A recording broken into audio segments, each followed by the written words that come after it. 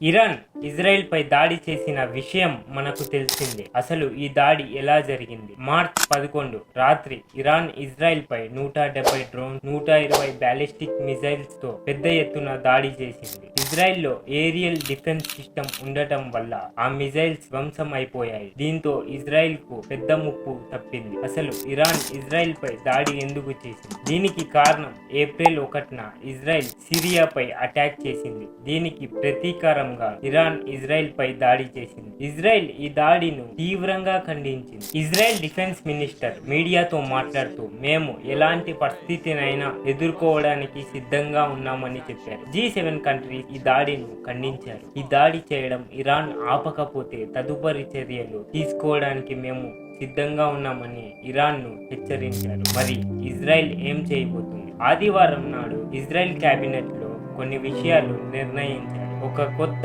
సమీకరణాన్ని రూపొందించారు. అది ఏమంటే, ఇప్పటి నుంచి జియోనిస్ట్ పాలన, ఇజ్రాయెల్ ఆస్తులు, వ్యక్తిత్వం మరియు పౌరులపై ఎక్కడైనా మరియు ఏ సమయంలోనైనా దాడి చేస్తే ఇజ్రాయెల్ వారిపై ప్రతీకారం తీర్చుకుంటుందని IRGC కమాండర్ ఇరాన్ రాష్ట్ర టీవీకి తెలిపారు. మనము ఈ వార్ జరగకూడదని కోరుకున్నాం.